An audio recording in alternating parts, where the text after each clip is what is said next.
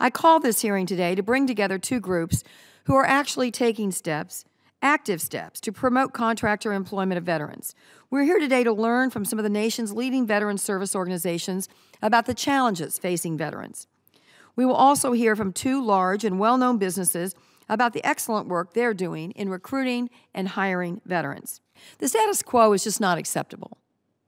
The notion that these highly trained and, frankly, veterans who we know make great employees, the fact that we cannot get them employed, the fact that their unemployment level is higher than the nation's unemployment level is, in fact, a shame.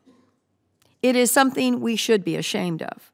We cannot continue to betray the trust of our nation's veterans by not doing everything in our power to make sure that they have access to employment. You were talking about some of the bureaucracy. If you look at, there's vetbiz.gov, which is the VA site, and then there's, fedbizops.gov, which is, I guess, the general site. And, there are multiple touch points, and I think that makes it difficult for veterans to understand where they need to go and what they need to do.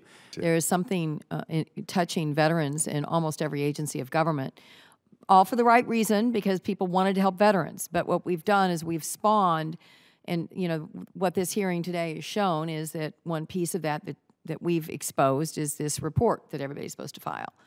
You guys are doing a great job. They don't even have your data. One of the data they had showed that somebody hired, you weren't here, Senator, but the committee got data from the Department of Labor that showed that one company hired 400% veterans more than they employed, and their total employees. So clearly, we're those companies. Well, yeah, I mean, the data is like a joke. It's like a joke. It's like a bad joke. This doesn't make any sense to me. It's almost like we're going through the motions and don't care what the result is. It is called make work that have no results. I am fascinated by your organization. It is a win-win-win-win-win-win-win.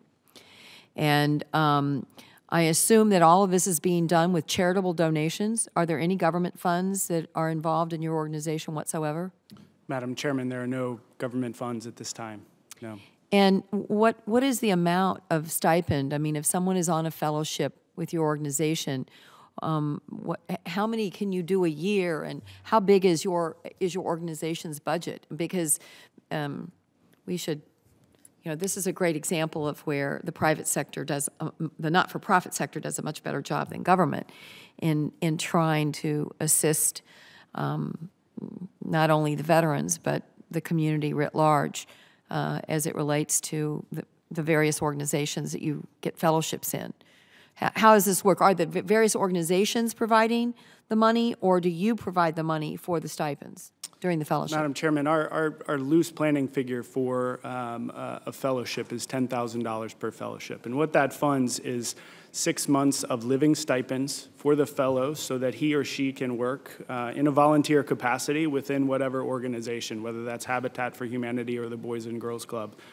And all of that money comes currently from private dollars, either corporations or individuals who have seen the value of placing veterans within these nonprofit and community service organizations. And again, the intent is so that they can serve in a volunteer capacity, reconnecting to a mission while they are also working towards a longer-term outcome for the veteran, whether that's full-time employment, either with the organization in which they're serving or one that they've targeted as a place that they would like to serve, or as a segue into continued education, or placing them in that ongoing role of service in their community.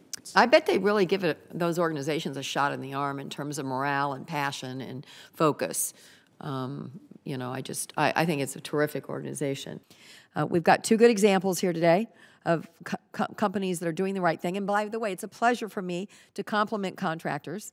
As you might know, most of the time when I sit in this chair, I am not doing that.